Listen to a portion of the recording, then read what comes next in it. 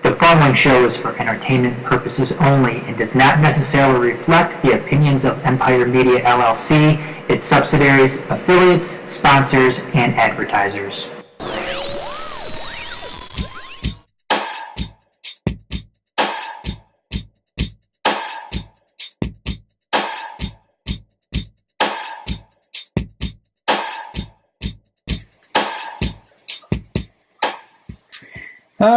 Good evening, everybody. Welcome to the Majors, or not the Majors Live. Excuse me. I'm a little I'm a little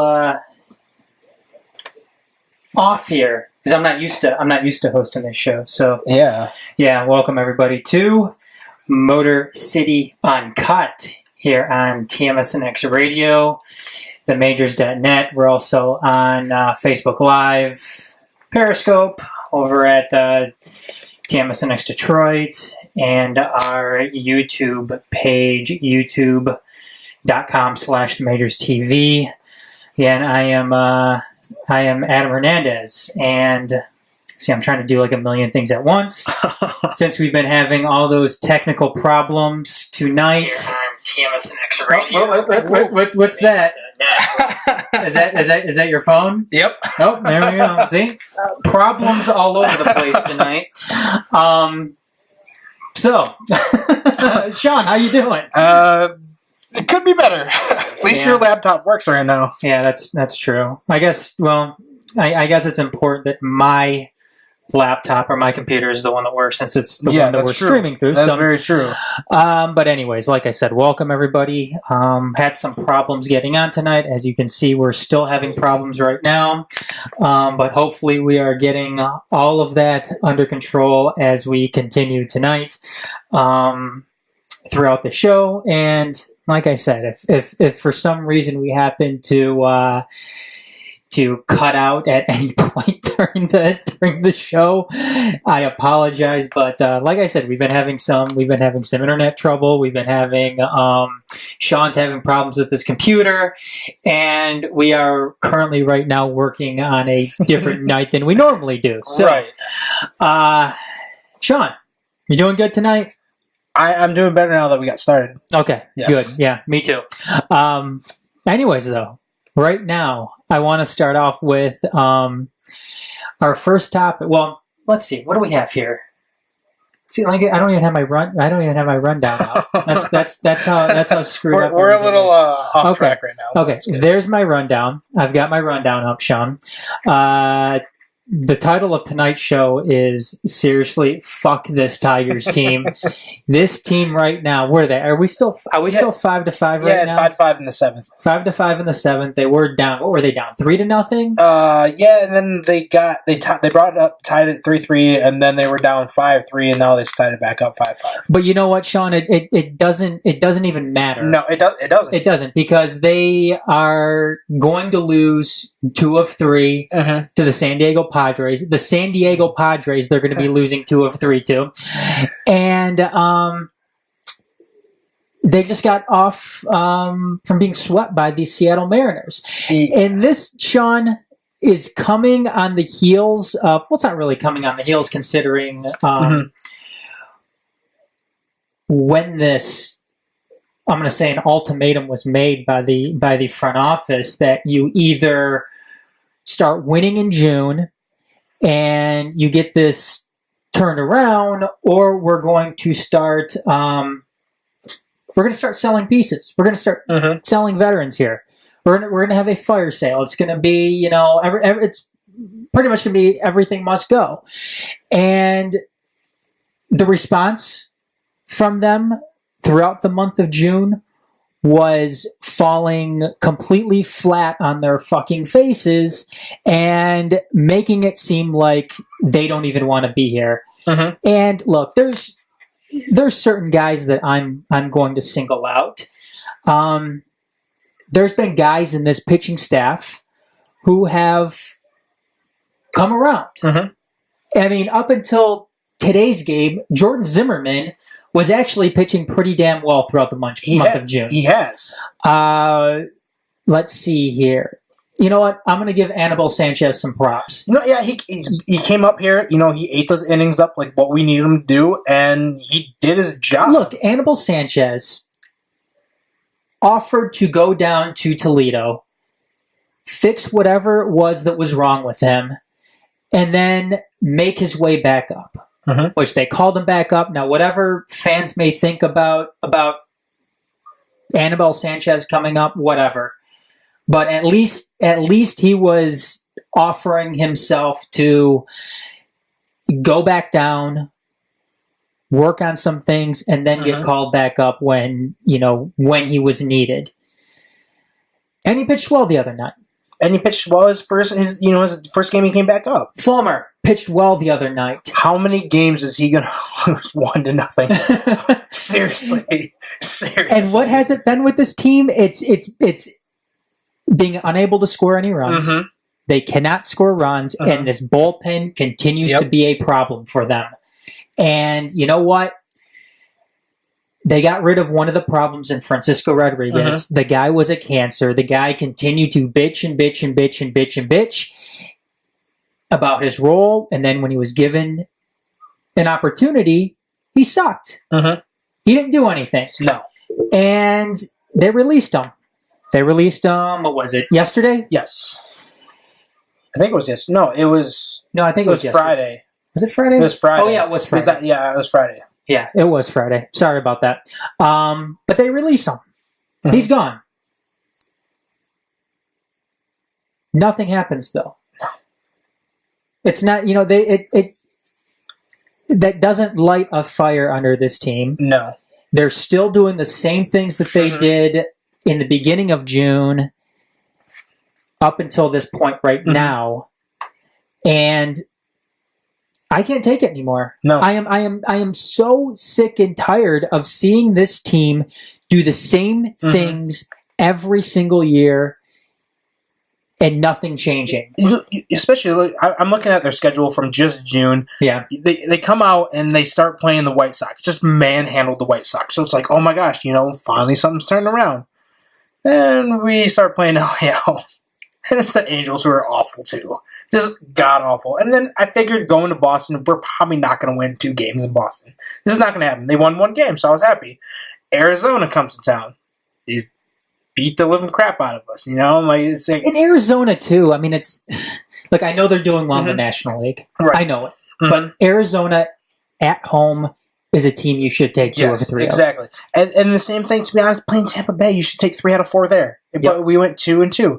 And then this road. You know what, Sean? In especially given this month, especially given the ultimatum that was handed down from the front office that you need to win, you need to take at least 3 or 4 from Tampa Bay. You have to win these series. And then going on those road trips against Seattle and freaking San Diego. How do you not win a game? Look, there's no excuses for you to split in Seattle, right? Let alone lose all 4 games. And like you put up runs too. Like the first game you lost 2-6, whatever, and then the second game 4-5 in 10 innings. You shouldn't even go to 10 innings with these guys. It just shouldn't happen. And then the next game lost 5-7. The last game you lost 6-9. How are you guys letting that bad of a team put up that many numbers? Like literally in the middle of that lineup, it's just Kyle Seager's not hitting. It's just Robinson Cano and Nelson Cruz are hitting. Why don't you just walk those guys? Seriously, just walk them. Look, Sean, like I said, I've had enough. You and me both. I've had enough. I've seen all that I need to see with this team. I've seen enough of Brad Ausmus. Look, I was all for firing Brad Ausmus the minute that he lost that series against Baltimore, the playoff series, a few years ago. Nothing's changing with him. Nothing is changing with this team.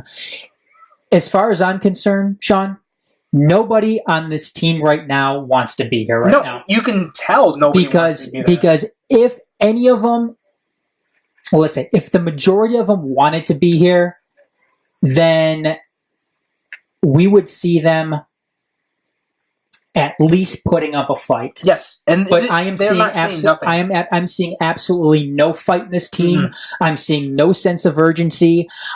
This team is gutless. Mm-hmm. They have no heart, mm-hmm. and as far as I'm concerned, most of them can go. Yeah, and Shawn, right now, I'm going to go ahead and say it that there's only a few guys that I would keep on this team right now. I'm right there with you too. And I can count all of them on just one hand. Me too. You want me to do it right now? Yes. I'm going to do it right now. Michael Fulmer. Yep. This is my first one. That was the first one I was going to say. Michael Fulmer.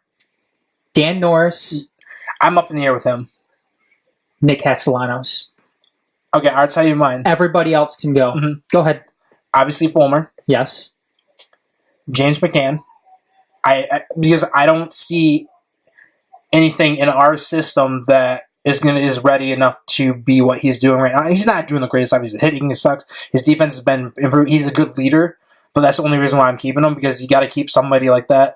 And then Nick Castellanos. That's it. The rest can go. I seriously. There's obviously we know that JV and Miggy are not going anywhere, obviously, because they have their 10-5 rule, no trade clause. But contracts. Yeah, it's just... Yeah. And to be honest, you look at Justin Upton, obviously, there's no way he's going to stay here. He's going to... He shouldn't. He's going to opt out of his contract, obviously, if we don't trade him.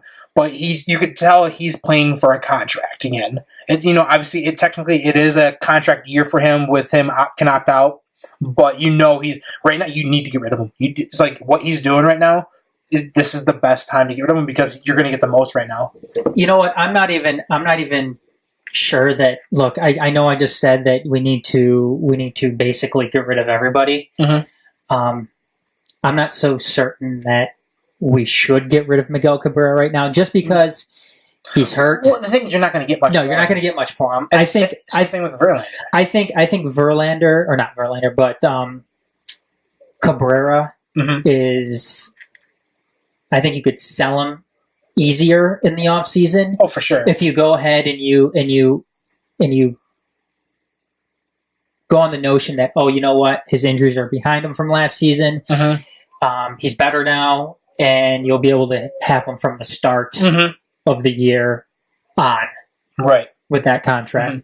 Mm-hmm. And nothing will be prorated or anything like that. You won't be on the hook for, money from, mm-hmm. For the rest of, this season, so on and so forth. Again, though, depending on what is, going to be traded. If the Tigers are going to have to, right. Swallow any money. And the same thing goes for Verlander, too. And the thing is, you look at the contracts, you're going to have to swallow some money. That's what you're going to have to do. Yeah, it's and the same thing, you could look at Jordan Zimmerman, too. You're going to have to eat some of that contract, too. Nobody's going to... I don't think anybody's... I don't you know what, to tell you the truth, I don't think the Zimmerman contract is even in the discussion right now. Yeah. Well, let me rephrase that. I don't think Zimmerman being traded is in the discussion right mm-hmm. now.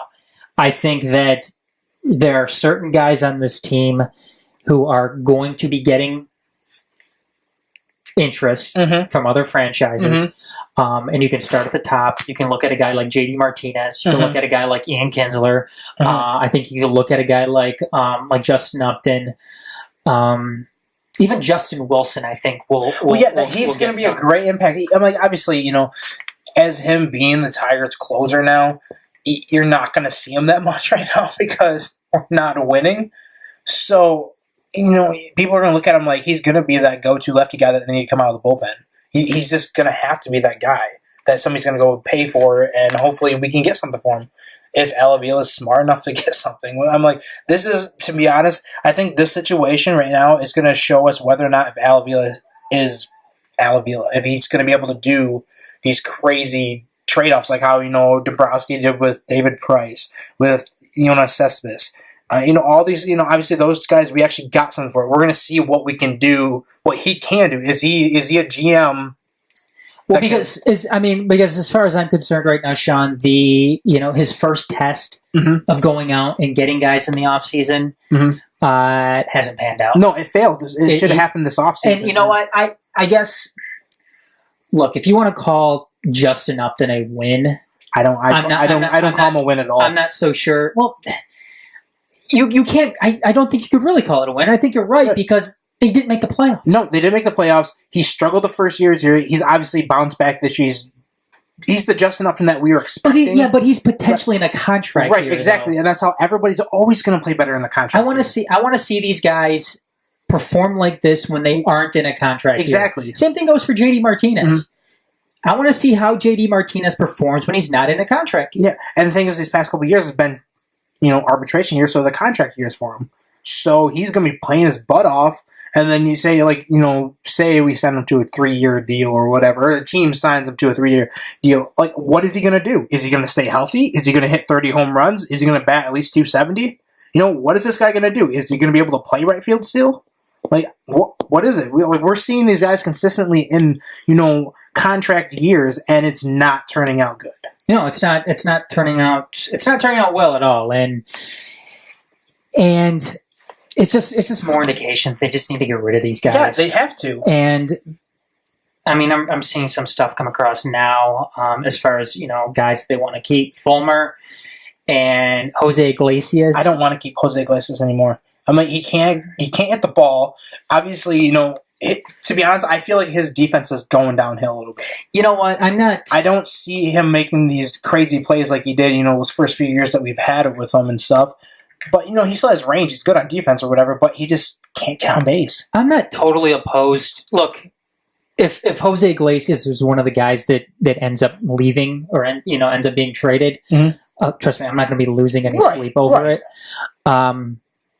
But if he does stick around, I'm not going to kill anybody for it just because he's cheap. Right. He's cheap. I think was he making like $1 million right now? Yeah, he's not going to cost the team any money. Right. He's not a liability out in the field. Is he in the lineup? Yes, but the thing is Jose Iglesias, his bat right now shouldn't be what's killing this team. No. Everybody knows that Jose Iglesias can't hit for shit. Right. He bats at the bottom of the lineup. And he's supposed to play defense.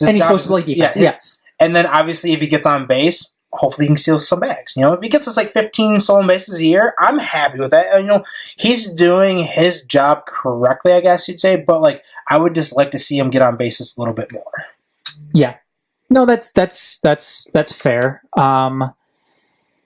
But like I said, as far as everybody else goes, I really don't care. And you know what, Sean? This is further an indictment on who Brad Ausmus is as a manager. And quite frankly, if Brad Ausmus isn't gone by this time tomorrow, I really don't know what to think. I really don't know what to think of Al Avila. I really don't know what to think of the ownership. Right. It's Chris Ilitch in particular, obviously because he's the controlling guy now. But what are Tigers fans really, like I said, supposed to think about any of that? I mean, either way, it doesn't matter. We got Rondon on the mound right now. I've been noticing that. I can't see the score. Is it still 5-5? It's 5-5, one man on and one out. 2-2 on the count. But what are Tigers fans supposed to think of any of this? If Brad Ausmus is still the manager by 3 p.m. tomorrow. If there are any type of fans like what we are, if they're not those normal fans like, we need to trade, all the whole entire team or whatever, the stupid ones. If they're normal fans just like us, they should be furious tomorrow if by this time, if Ausmus is still our manager. Well, again, I mean, if, the casual fan who likes to go down to Comerica Park and, get those big blue drinks and walk around and, watch the fireworks, then fine, whatever. But the people that pay attention to this, that care about the team, that want to see them win. Yeah, I mean, Brad Ausmus still being here at 3 p.m. tomorrow is going to. What happened? I think he struck him out. Did he? Oh, struck him out, throw him out? Struck him out, throw him out. There we go. See, right there, Jason McCann, why can't you do that every single day? That was beautiful. You just threw him out from your knees, and it was a perfect throw. That was Pudge-like, man. Why doesn't he do that every single day? Oh, my gosh, that's what frustrates me, but that's why I want to keep him, because I see that, and it's like, what are you doing? I'll tell you what. James McCann is another one that if they keep around, it's not gonna bug me. No, I'm gonna be kind of upset, I guess I would say, because I do like James McCann. I see all his potential with this kid, but it's just, to me, honestly, like, it kind of right there reflects to me on leadership above him, not working with him to make him better than what he is. And that's what kind of bothers me with the whole Osmus thing. Well, there's plenty that bothers me about the Osmus thing, Yeah. and it all boils down to the team just not having a sense of urgency. Mm-hmm. The team not playing like they want to be here. The team playing like, they're heartless and gutless. I think that all goes back to the manager in a lot of sense. Brad Osmus said something to the media the other day that there's only so much the manager can do, which in a way he's right. The players are the ones that go out on the field and ultimately play. But your enthusiasm to get them going out in the field is a huge part of it. Exactly. And the thing is this team is when you're going out there, when you're not scoring any runs, when you're not giving your starters any support whatsoever, and when the bullpen goes out there and they constantly are just they're just continuing to bring this team down in part. Again, a lot of that I think is going to go back on the manager. Again, I know this is still a touchy subject for some Tigers fans out there, but you know what? I really like Jim Leland. I did too. I love him. I liked Jim Leland a lot. His attitude reflected so much leadership going to the players on this field. And it goes against some of my baseball philosophy, because Jim Leland was an old school manager. He managed, he managed on gut instinct. Yes. I like a little bit of both. I like a little bit of gut instinct. I like some, and I like some, some saber in there as well. But you could see the way that the players loved playing for Jim Leland. Oh, you could totally tell. It just, seeing Osmus out there, to be honest, it seems like he's clueless. Obviously he has the mentality of playing the sport, but he doesn't have a mentality of actually coaching, managing the team and the sport. It's just like, I don't think he can comprehend both of them different. It's definitely two different side of being on the field and then being in the dugout watching you be on the field. It's totally two different things. And you're, as being a manager, you're thinking of so many other different decisions to make. It's like you're basically playing chess out of the dugout. Well, you should be thinking 2 or 3 plays ahead. Yes, you have to. And then when you're on the field, you're not thinking. You're thinking of the play that's about to happen. Yeah. And to be honest, that's where I think Brad Osmus is still at. He's still thinking he's behind the plate, and he's playing thinking of the play that's just about to happen instead of thinking, what are we going to do a couple plays ahead? What is our infield going to be doing? Where are we going? Outfield, where are you going to be at in this batter?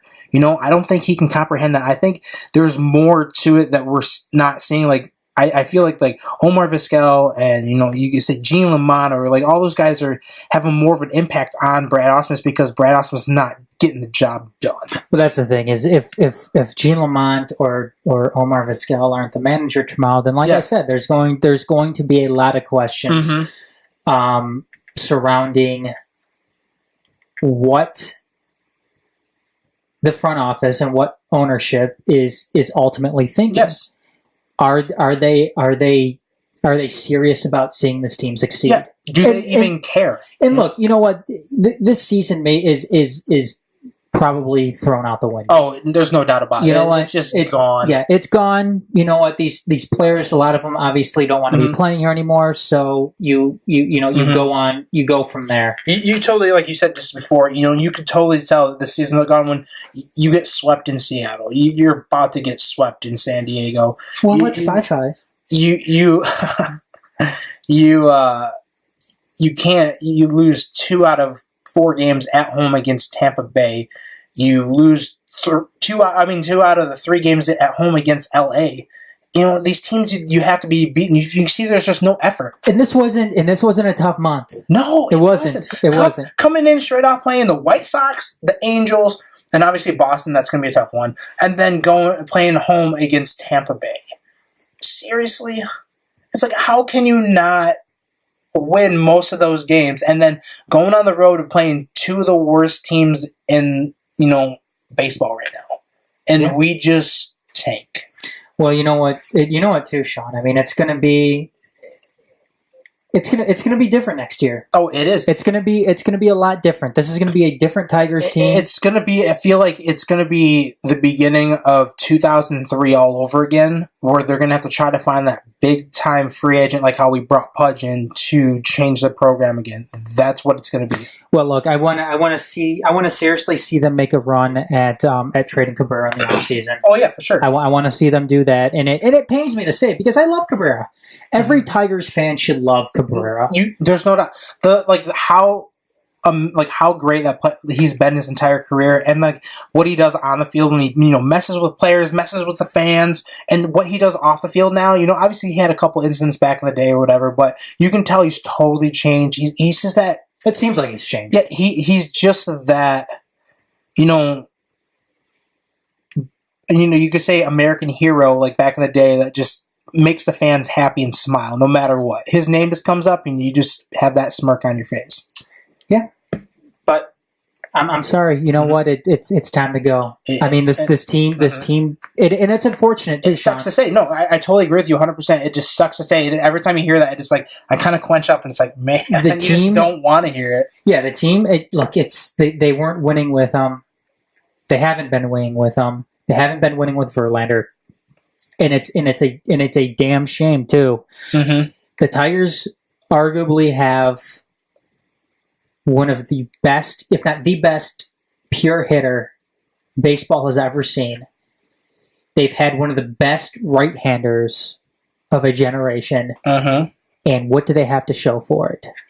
2 losses in the World Series. Yep. So 2 AL pennants, which is fine. But eventually you need to see a World Series with one of those guys. Or with those guys in tow. And it's not going to happen. No. Unless ownership, and we haven't seen that yet. We haven't seen any commitment to that of tearing down and immediately rebuilding with just money once again being thrown at the situation. But again, I don't think that's going to happen. Nor do I think you have the pieces to go out and make something like that happen via trade. No, you don't have the pieces to go out and do that. And again, like I said, Ausmus has to be gone tomorrow. Ausmus has to be gone after this game. Yeah, to be honest, if he is not on a separate plane leaving from San Diego to come back home within an hour after this game, we're going to have questions like we were saying. Like, is the front office actually doing their job? Is, the ownership, do they even care now? But like I said, though, the next year is going to be vastly different, Shawn. Dorf and I were actually talking about this. I don't know if it was last week or the week prior, in terms of what their lineup could look like. If Miguel Cabrera is still there, which more than likely he will. Uh-huh. This is what needs to happen. I say they bring back Avila. Mm-hmm. Alex Avila, bring him back. He's your new first baseman. Yes. You write a check to Victor Martinez to go away. Yes. Dixon Machado is your new second baseman. Yes. Jose Iglesias is still your shortstop. Mm-hmm. Nick Castellanos is your third baseman. Yep. Miguel Cabrera is your DH. Yes. Christian Stewart is your left fielder. Mm-hmm. Jacoby Jones is your center fielder, and next guy up from Toledo or Erie, or some type of free agent is your right fielder. That's it. Mm-hmm. That's going to be the lineup. Did you say who's behind the plate? Did you say James McCann? James McCann. Okay. Yeah. James McCann's behind the plate. Now, what do you think about starting rotation? Well, you're going to have Fulmer. You're going to have Daniel Norris, Matt Boyd. may be back up there again. Zimmerman is going to be there because they're not going to be able to unload that contract. Mm-hmm. And then, what do you think about Verlander? Like, is Verlander? You know what? I think Verlander's contract is actually tradable. Yes. They're going to have to eat money, and right. I know John Morosi mentioned something about that this past week, that they're not going to be able to trade him unless unless the Tigers are going to eat a large portion of that salary. Now, it doesn't look like Chris Ilitch is willing to do something like that, because if Chris Ilitch was willing to do something like that, Shawn, then Brad Ausmus would have been gone last year. Yes. So as far as I'm concerned, Justin Verlander is probably still going to he's still going to be a member of the Tigers next season. Other than that, though, I'm guessing that's the lineup. Yeah. Yes. And I think the Tigers just took the lead. Did they? Yeah. Let's see. I'm pretty sure he's scored. Would you take Matuk back? I guess why not? Right? 7-5. Oh man. No, I'm like to be honest, do it. Why not? Yeah, that's the thing. I'm like, it's your team's just going to be full of scrubs again. You know, I'm like, it's rebuild mode. That's the thing. Like, basically, how I see it, we're just waiting out Verlander and Cabrera's contract if we can't get them. But you see, yeah, Matuk singled the right, Kinsler and Upton scored. And Matuk was thrown out at second. That's the part. But again, though, we're not. Look, if they're this is why you're ultimately playing for next year. You're playing for next year to bring in these new pieces, because who knows what they're going to have based on who they get in return for a JD Martinez or an Ian Kinsler or a Justin Wilson or a Justin Upton. Yeah. You can get guys in return. Who have the potential they can go out and help you next season. Now, Shawn, this is something that Dorf brought up a couple of weeks ago, and I saw this come across, when I was, surfing the web. I saw this actually on Bless You Boys. I'm not a big fan of Bless You Boys, but JD Martinez for Jock Peterson and somebody else. To be honest, I would love Jock Peterson. So Jack Peterson. Dorf and I actually were talking about that the other day. So Jack Peterson is your right fielder, or center fielder, I would love that. I'm like, he's what, 24, maybe 25, and he has a shit ton of power out of that bat. But he has no batting average. But I will take that because he's young and he's cheap still. I would love that. Because he's not playing. He's not going to be playing over there in Los Angeles. Well, they have. Doesn't Los Angeles too have like just a shit ton of outfielders? Yes, they do. So they're not going to play. He's not even playing now. Obviously, he was on the DL, but he's sitting on the bench right now because he lost his job. What about if you get stricken with Yasiel Puig? I don't know about that. Did you see him admiring his home run the other night? Yeah, and then Jonas Cespedes had to come up and like talk to him in front of him, like calm him down, because it was Wilmer Flores who started talking crap when he rounded first base. Yeah. Man, that's funny. But no, like going back to the Tigers, like there's one thing that I'm just like really worried about this whole entire situation, like, is the whole thing with Michael Fulmer. And it sucks because with the situation that's going... What are you worried about Michael Fulmer? No, it's not Michael Fulmer himself. It's what we're surrounding him with, because in my mind, he's our future. Yeah. And like this kind of reminds me of a situation of back when... Don't say Bonderman. It is. Oh, come on. It really on. is. Because he had so much of those first year when he came out, when he went 6-19, but he had an ERA of 3. And like, I'm just scared that we're going to just... You're not... We're going to scare him. But Jeremy Bonderman wasn't smart enough to leave. He wasn't smart enough to leave. And that's what I'm scared about, is us doing something similar to that. And Fulmer's like, deuces, I'm out of here. Let's just go. Okay. They had utter trash. No, they did. That's what I'm scared of them bringing in. If we're gonna do a full fire sale, that's like what I'm like worried about. But the thing that's different though is you have other guys on this team that are serviceable. No, for sure. Okay, so who are they throwing out there? Who are they throwing out there back? In the I think it was like Damon Easley and Nelson Cruz and. Well, I'm talking about from a pitching standpoint. I mean, because it was Jeremy Bonderman. Didn't they have like Nate Cornejo? I think maybe Mike Maroth. Maybe Mike Maroth. Was Steve Sparks? I think Steve Sparks was before. Was that before? Because I think Steve Sparks was in the early. Was Nate Robertson there? I think it maybe in his earlier years. Okay. Steve Sparks, I think, pitched in the 90s, and then he went to was it Arizona after us? Who, Sparks? Yeah. I think it was Arizona. Yeah, I'm pretty sure he went to Arizona after that. Didn't Steve Sparks have like a million different pitches too? Yeah, he stuck with a knuckleball towards the end of his career, so that's how he played pitch till he was like early 40s. But that pitching staff was awful too. But I don't see any potential with. Zimmerman just seems like he's just falling off the face of the earth. But Zimmerman has had a good month. Right. He's had a good month. And is Zimmerman going to end up being that number 2 guy that you're hoping to be? No, he's not going to anymore. In my mind, he's a 3-4 pitcher for sure. But I'm just not sold yet with Daniel Norris. It's bothering me so much. I am. I see so much potential with him. There's games where he comes out and it's like, dude, this is amazing. But then there's games come out, it's like, what happened to you? You're like, I understand, you're not going to be perfect every single game, but in my mind, how inconsistent he is what bothers me. But keep in mind, though, Daniel Norris is coming off that broken back from last season. No, I understand that. He's coming off of that cancer diagnosis. I understand that. I'm willing to give Daniel Norris a little bit more time to come out. And he's still very, very young. Yeah, was he like 25 maybe? Is he 25?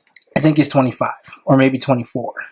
Something like that. I know he's in his early to mid 20s, I think. I'm guessing. But I don't know. I just see the potential with him. He's 24. Okay, yeah. So he looks like that ace. He just turned 24 back in April. But it's just, I don't know. I'm just not sold on him yet. Fulmer, yes, obviously. Matt Boyd, oh my God. He's just going to be in innings eating Mike Maroth now. Johnny Young says Fulmer and JD. Why did people want to keep JD around? I know it's appealing to keep a guy like JD around, for sure. because he's done a lot. Yes, but he's done a lot in a contract year. Look, people, JD Martinez he's now 30 years old. He can't stay healthy, but he has a ton of potential when he is healthy, but he just can't stay healthy. You can't give somebody a crazy contract who can't stay on the field. Sean, potential isn't a thing anymore with JD Martinez. This is JD Martinez. Right. We saw the potential when we actually picked him up when Houston dropped him, and we picked him up. We saw that. It's like, okay, this guy can definitely fit in here, and he has. Yes, JD Martinez isn't getting any better. He's going to be getting worse. Yes, and the thing is, too, it's like if you do that, but the thing is, if we're going to keep him here, but we're going to say we're going to get rid of Justin Upton. You're going to get rid of Ian Kinsler. You're going to get rid of, say, if somehow we do trade Miguel Cabrera. You're trading all the stuff that's protecting him to do what he's doing now, and then he's not going to be able to do what he's doing now if there's no protection around him. Yes, the thing is you have to keep either JD Martinez or Miguel Cabrera. And Miguel Cabrera's already signed. Yeah, and that's the thing. Yeah, exactly. He's already signed, and obviously Miguel Cabrera's been playing injured right now, but he's going to be a full-time DH now where he can just focus on hitting the ball like what he's supposed to do and do his job. Now, JD Martinez, your job is also to play right field. You can't play any other position besides DH, and you're not going to be doing that with Miguel Cabrera here.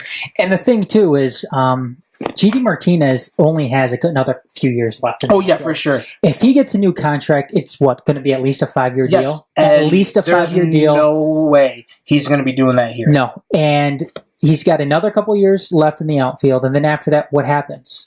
They have to put him at DH or first base. And the thing is, you can't do that because with our situation, you're going to have Miguel Cabrera move to DH, and he has, 2 or 3 more years left on his contract or something like that? Miguel Cabrera? No.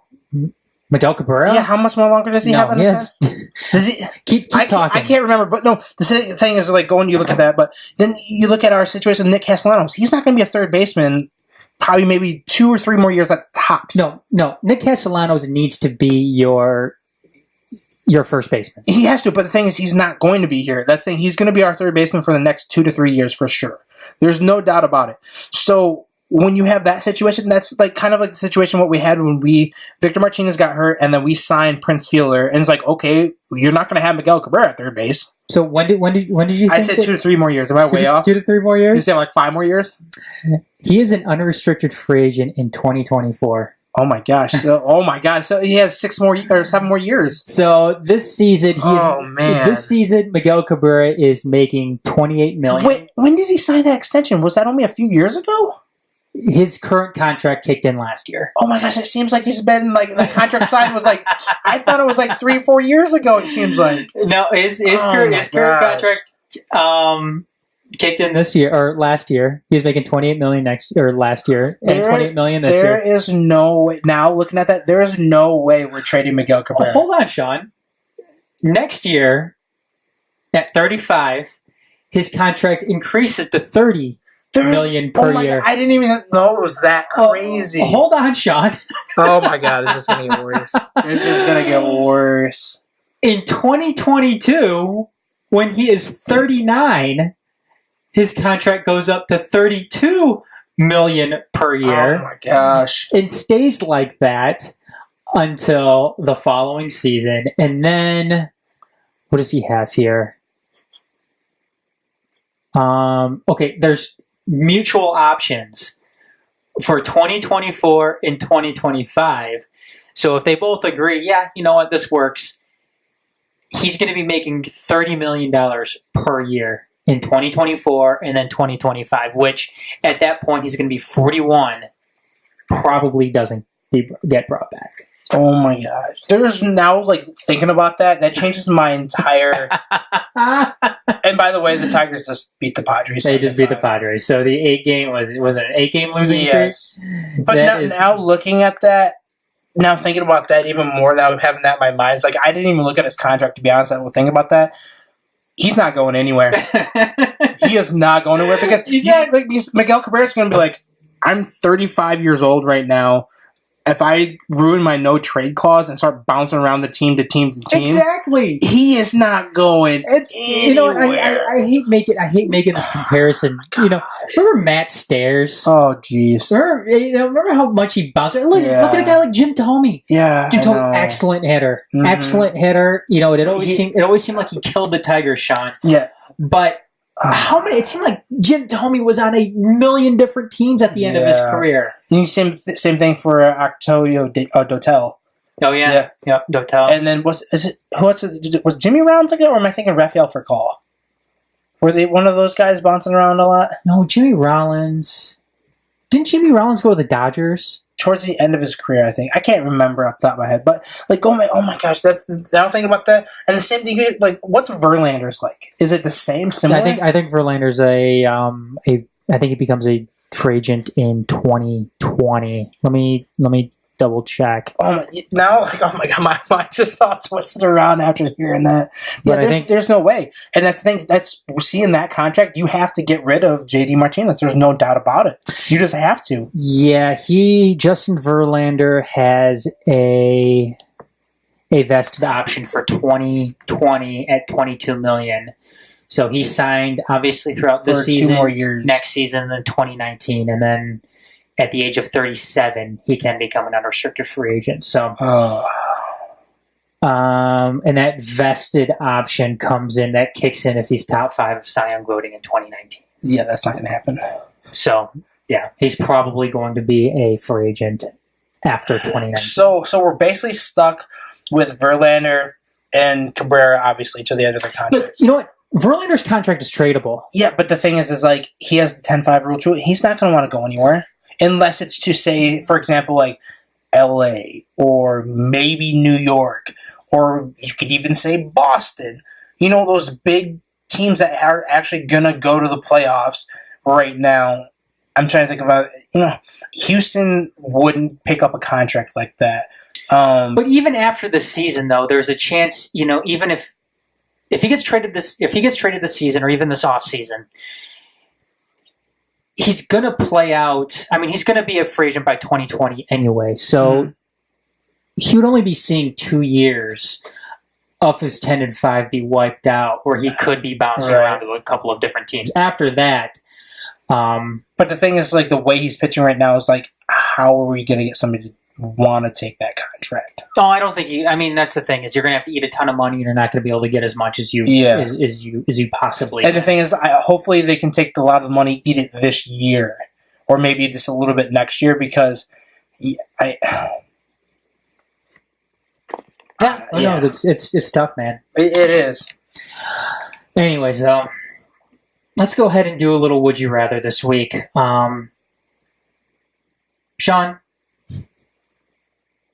would you rather say that Brad Ausmus gets fired tomorrow or after the non-waiver deadline? Tomorrow. You think it's really going to happen tomorrow? No. I don't think it's tomorrow. Like we've saying, we want it to happen tomorrow, but I don't see it happening tomorrow. You don't see it happening? No, and that's what's going to bother me. Yeah. I don't know. It's going to be interesting, though. Do they play tomorrow? Do they play Kansas City tomorrow? Let me bring up their contract. Their schedule right now. They are playing. Yep. No, they have tomorrow off. They play Tuesday at 7 against Kansas City. So tomorrow's the day then? Yeah, they have an off day. They need to get rid of it. Have the off day? Yep. Even with this win right now. Oh, this win is meaningless. Yeah, exactly. They're gonna be a few games at least under 500 if they because where are we at? We're June 25th right now. Yeah. So they've got a 3-game set against Kansas City, and then one against Cleveland to finish out the month. So yeah, they're going to be under 500 either way. Yeah. It doesn't matter. Yeah.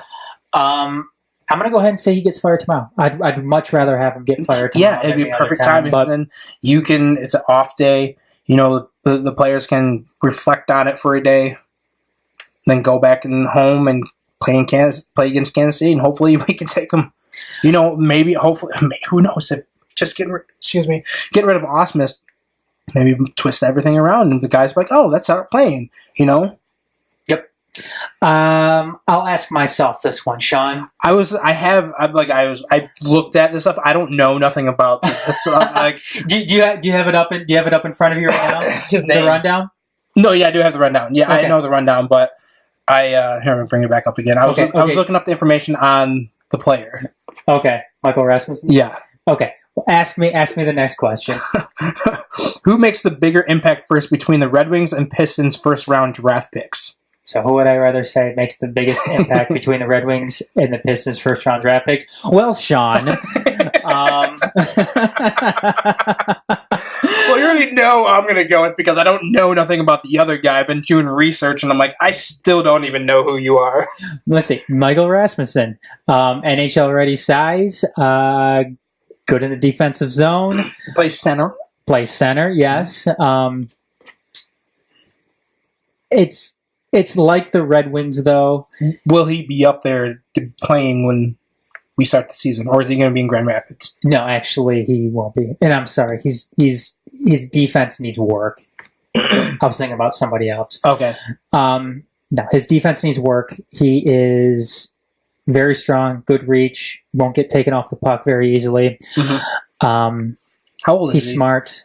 Oh, I'm not quite sure. Let me see. Not quite sure. But he's like I said, he has NHL ready size, which is a big thing, and it's something that the Red Wings were going for, throughout the entirety of this draft almost, except at the end when they drafted, I think it was Brady Gilmore, who is probably my size. He's 18 years old. 18 years old, yeah. He still has some time, to get situated. And like I said, he's going to need to work on his defense before he comes up here. With that said, the thing with Luke Kennard is there's no indication whether or not Contavious Caldwell-Pope is coming back. It seems like he may not be coming back based on who they drafted. Now, if they do bring him back, I think it's probably in the Pistons' best interest if they bring back KCP, depending on what he's looking for. But the thing is, he is looking for a max. He's probably looking for a max deal, and if that's the case, then you let him walk. Yes. And if that's the case, then Luke Kennard is going to be inserted into the starting lineup. What I like about Luke Kennard is that we did talk about this before the show too. He played at Duke. That's a very good college basketball program. You know what? Save that. Okay. We'll save that for for the next segment here. All right.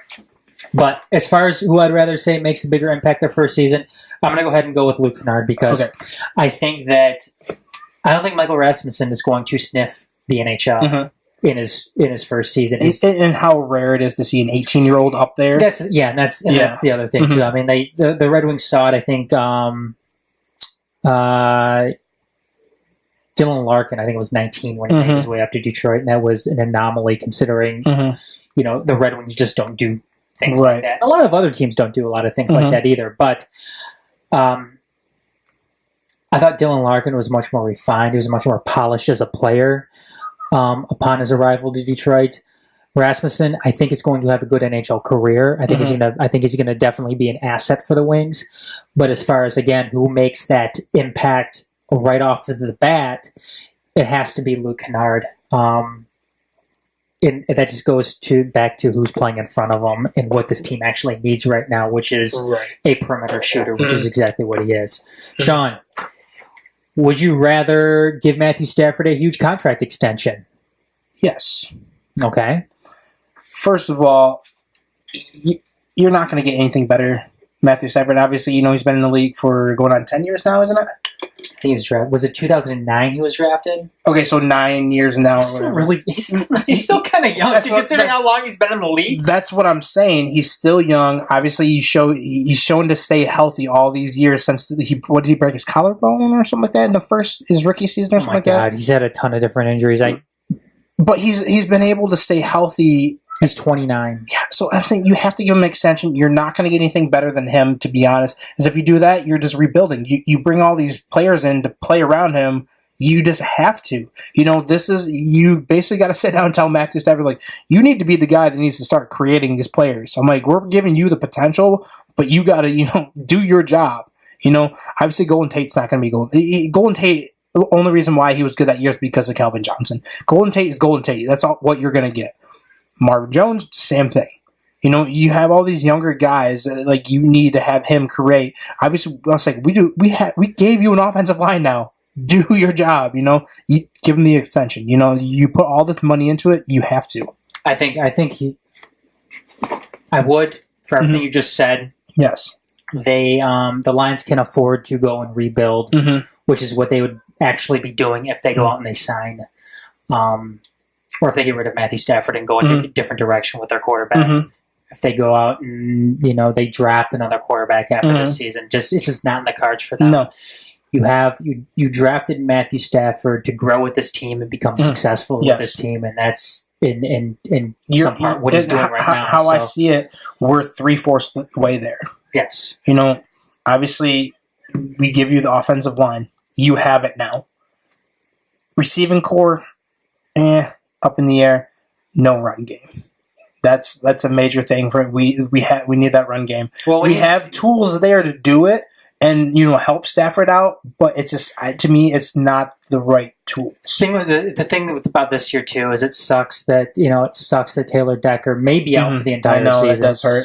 But still, we did trade for who's that guy we traded? Was it was it from the Rams? Yeah, I was who's a halfway decent guy? I'm like, he's not a horrible. He's one of the most penalized players. I think he was the most penalized player in the league. Maybe we'll see if we can just rotate him. Maybe if we can rotate him in and out, maybe get the job done. But it will hurt having Decker gone. But if we can rotate him, maybe kind of this get a rotation going. Maybe help. Who knows? Let's see how it goes.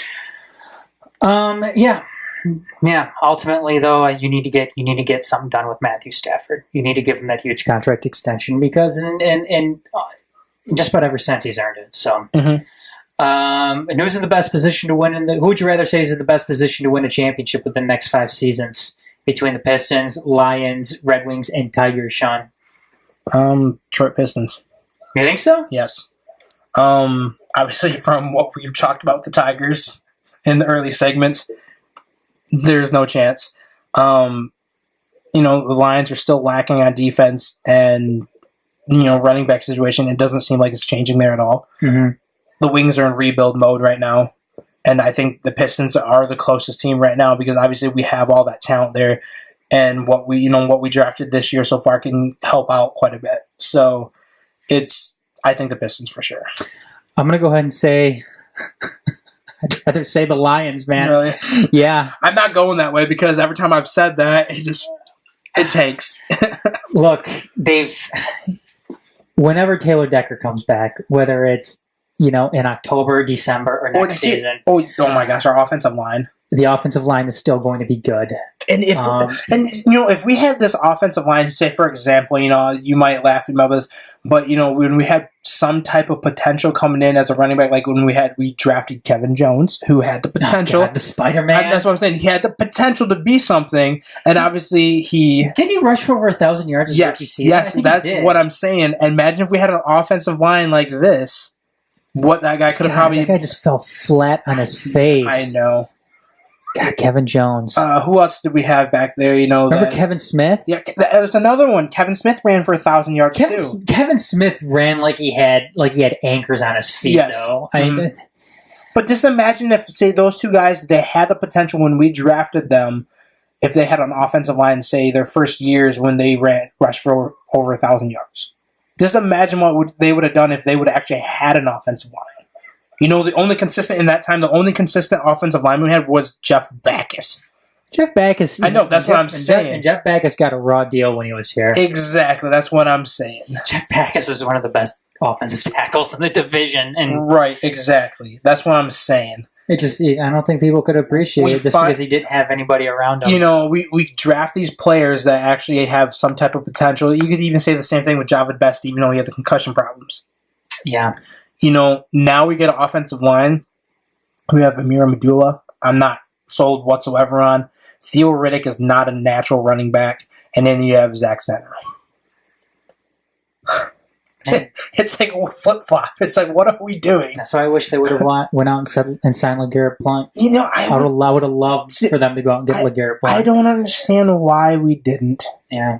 He rushed for 18 touchdowns with Tom Brady throwing for 30 some odd touchdowns. Why the hell? Did he even break 1,200 yards last year? And if the Lions needed anything too on the offense, it was a guy that can get between the tackles, especially in goal line situations. And throw that power, throw his weight into the players. You know who their goal line running back was last year? Zach Center.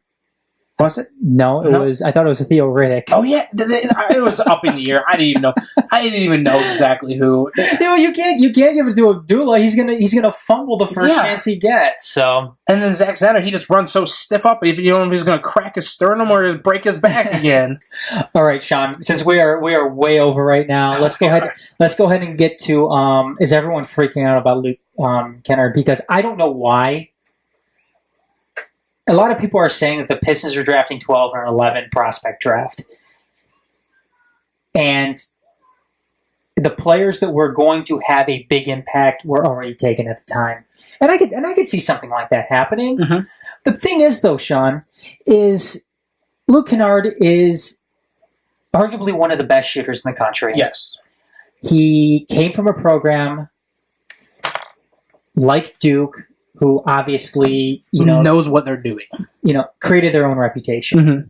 Duke is one of the best basketball programs, obviously in the country. Mm-hmm. What are people freaking out about here? The guy can't play defense. Okay. If that's what we're resting everything on, then fine. Mm-hmm. The guy can't play defense. You know what? He can be taught defense in a sense. That's part of making that transition to the NBA. Then is learning to play defense. Yes, and he's young. This is what obviously what he was taught in college to come up here, and this is where these guys need to pay attention to seeing these NBA stars, see what they do, make themselves better. Well, the thing is, it's not like they're going and drafting, trading for James Harden 3 years from now. Mm-hmm. A guy who just refuses to play defense. I mean, I'm fine with this. Mm-hmm. The Pistons were one of the worst shooting teams in the league last year. I think they were 22nd as far as shooting goes. Mm-hmm. They needed a shooter. They got a shooter, one of the best shooters in the country, from a very good program. Coach K, at the college level, knows what he's doing.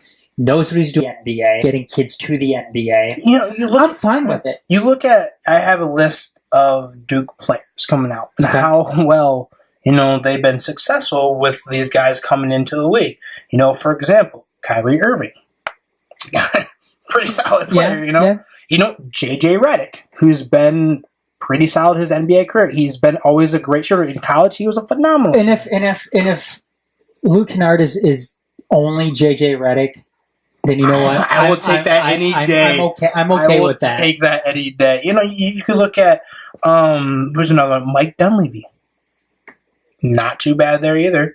You know, you could even say Kyle Singler a little bit. You know, he was a good. He's in the NBA. He doesn't start that much. I think he's with.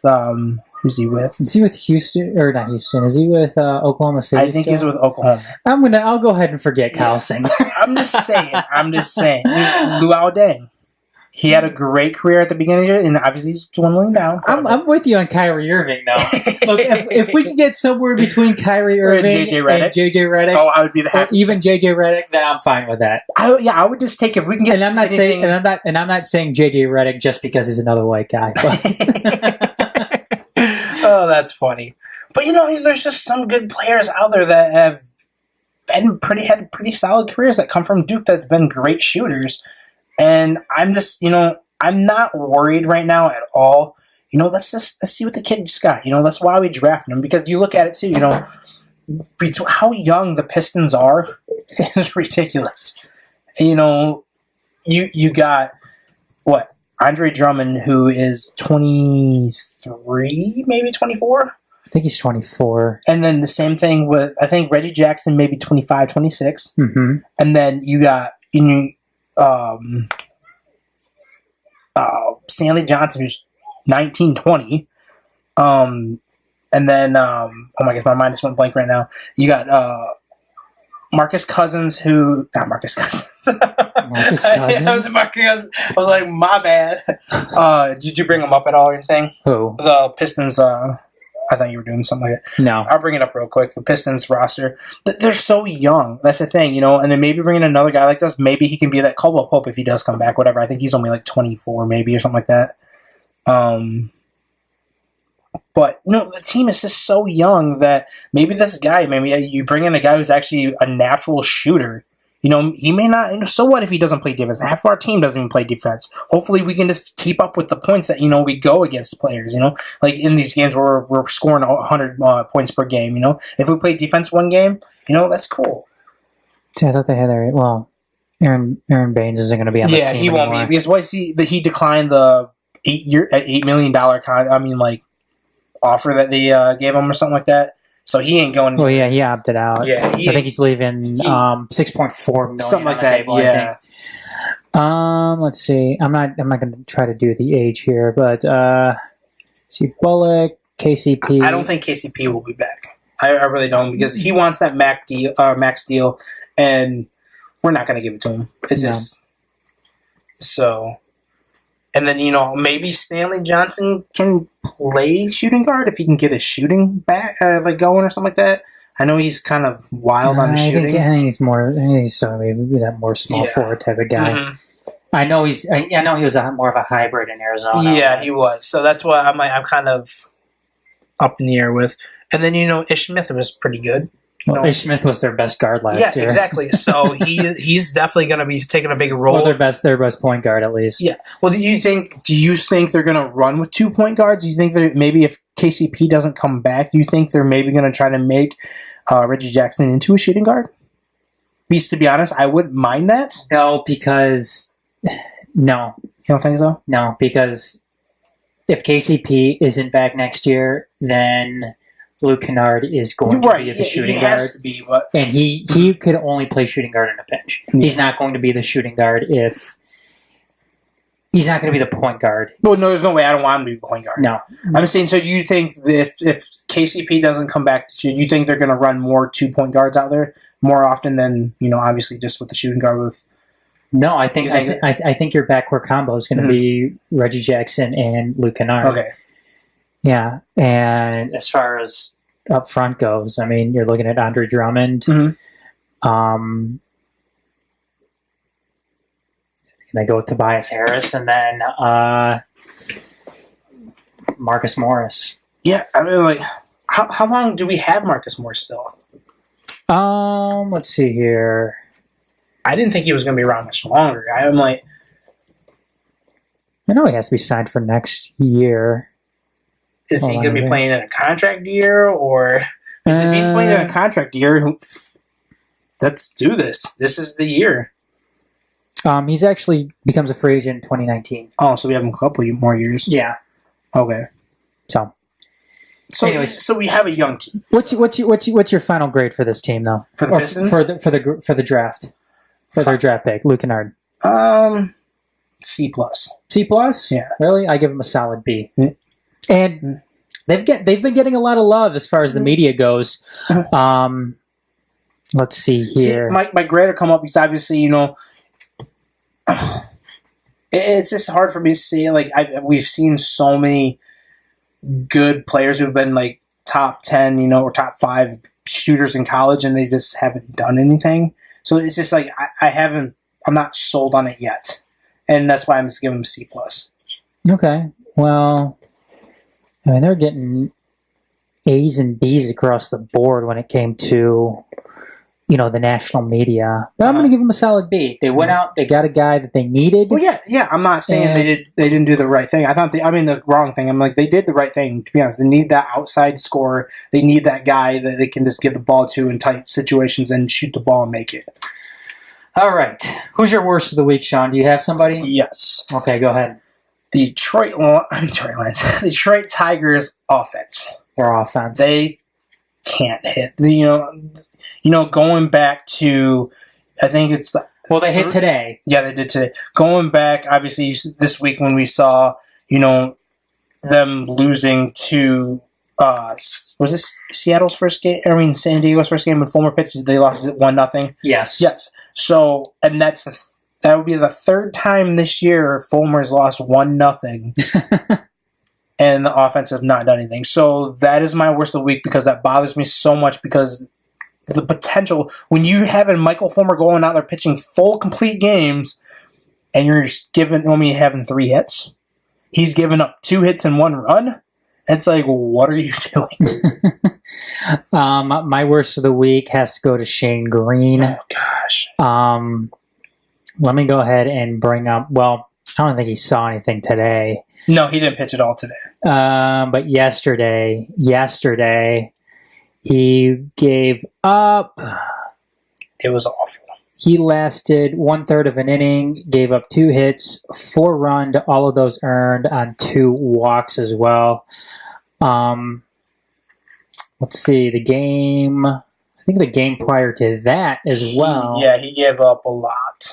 Was it the final game in Seattle when he gave up? Let me go ahead and bring this up. I think it was the game before. No, it was the last game because they lost 6-9 that game, I think. Yeah, because that was the one that... when the K-Rod gave up the grand slam to Cano. Yeah, but Shane Green hasn't been good in any of his outings that he's gone out there. So Shane Green is going to be my worst of the week. Let's go ahead and get to the cut room floor. Sean, Tavon Wilson of the Lions getting sued for $2.5 million from an alleged assault. I believe this is coming from an ex-girlfriend. The mother of his child, this comes from ESPN, Alanda Jackson, has filed a civil lawsuit, was arrested in the 2016 incident. TMZ Sports reported she is suing Wilson for $2.5 million, according to the website.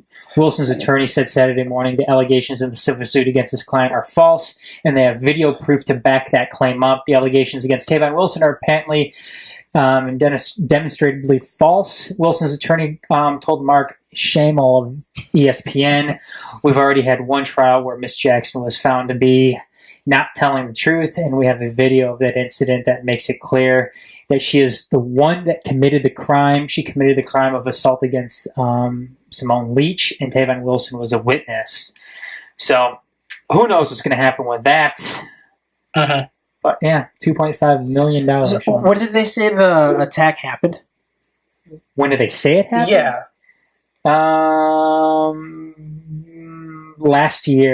Sometime last year in Washington, he's accused of striking the mother of his child.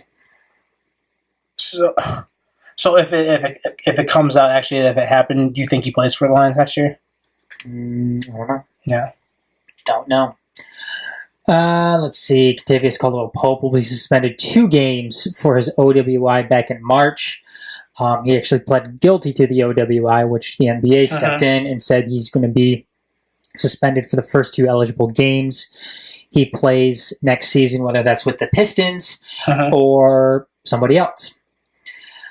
Shawn, I mentioned Shane Green as far as my worst of the week. Let's talk about the other stuff. Heading into this game today, which they ended up winning, Tigers relievers have posted a 9.66 ERA, 44 earned runs, and 41 innings pitched over their last 15 road games. How's that?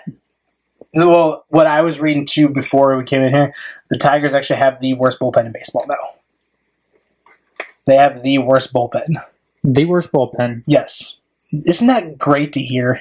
Well, they also had the worst record in the American League heading into this game as well. Yes. And then finally, Shawn, the Red Wings or the NHL released their schedules. I have the schedule up right now. Let's see. The Red Wings are going to be playing. Let's see how many games are in October. 1, 2, 3, 4, 5, 6, 7, 8, 9, 10, 11, 12, 13. Of the first 13 games of the season, which are, obviously in the month of October, they play 1, 2, 3, 4, 5, 6, 7, 8 of those games are on the road.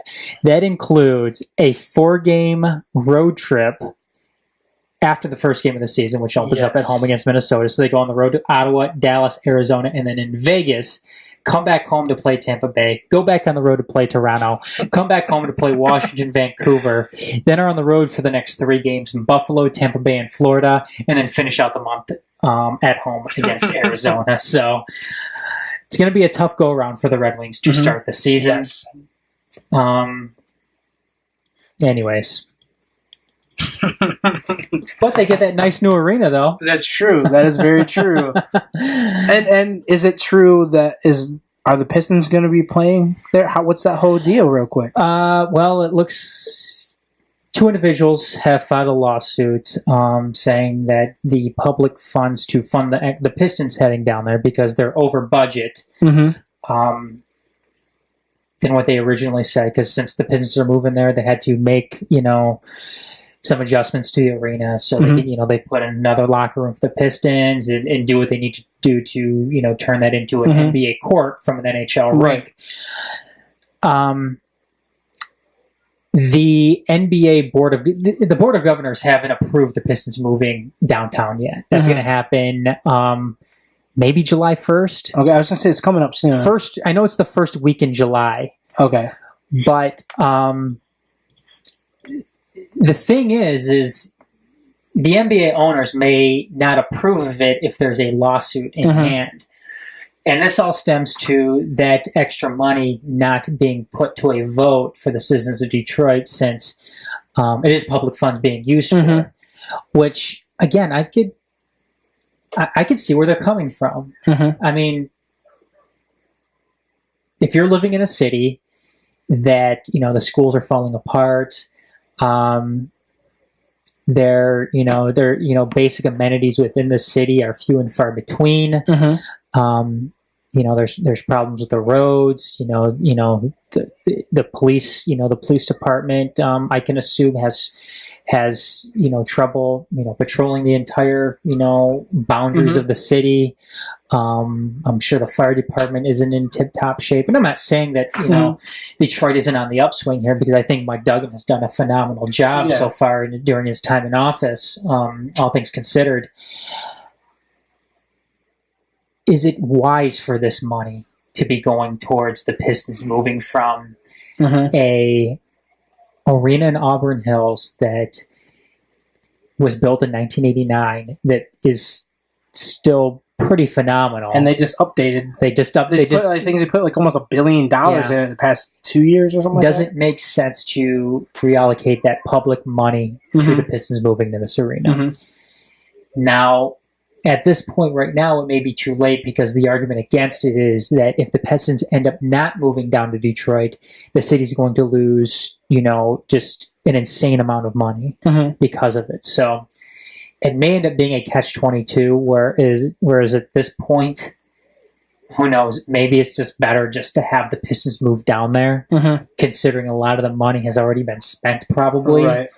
But it just goes to show that in a lot of sense, the city itself with the city council and everything is, their head just still may not be in the right place when it comes to, spending wisely. Right. But I think ultimately the Pistons will be there this year. Okay. I don't think that they're going to be running to anywhere simply because it's already too late. Right. It seems like, they've already, the arena is almost done. I mean, we've got that Kid Rock show coming up in September? I think it's early September. Early September, and we are at the end of June now. It's right around the corner. And the Red Wings are going to be starting preseason games in there, in September as well. So, yeah, it's like I said, it's probably it's all too coming late. in right now. It's like everything's hitting all at once. Yeah, it's probably too late. But Shawn, we've got where are we at right now? Oh, way over. Looks like we had another comment here, and I'll go ahead and read it regarding the Tigers. Let's see, pizza power play. I'm not quite sure what that means, but thank you for commenting. Ryan McIntyre says the Tigers need to go the route of the Astros, burn it down, deal with getting smoked for a few years, and come back young, hungry, and talented. And for the love of Al Kaline, stop giving monster contracts to average players and stars past their prime. I'm not so sure who they gave monster contracts to past their prime. I mean, was Jordan Zimmerman past his prime? No, because he was doing great for the Nationals, and then coming over here, I'm like, is he 30 now? So he's just hitting his prime. To be honest, I think he's my age or just a year younger, or maybe he's a year older. I know he's around my age, so he's just like 30 years old. Yeah, I don't have it up with me right now. Okay, I will look it up right now. Okay, go and look it up. But yeah, I know he's not that old. But I'm cool with that. I mean, like I said, burn it down. No, yeah. Come back younger, stronger, healthier, hungrier. I may have already said that, but yeah, he's 31. 31. So they gave him a contract when he was in his prime. Right. I mean, 28, 29, 30, that's the prime of your career in baseball. No, it is. Yep, he was born May 23rd, 1986. Doesn't he look older than that, though? Yeah. Doesn't he look like he has the whole like Greg Oden kind of face. Like, I'm 18, but I look like I'm 42. I swear it does, though. It looks like he's a lot younger than, or a lot older, excuse me, than what he is. Anyways, though. Shawn, do you have anything else to add? Nope, that's it. All right, you guys. Well, that's going to do it this week for Motor City Uncut. Like that? Yeah, I did actually like that B. That's kind of cool. Anyways. Catch us again next week. We'll get back to you on the time. Hopefully it's a little bit earlier than this if we're back on Sundays. Again, technical issues, though. Yes. They'll kill you, Shawn. They will. Anyways, though. So for Shawn, I'm Adam. Dorf not here. We'll see everybody next time. Have a good night, everybody.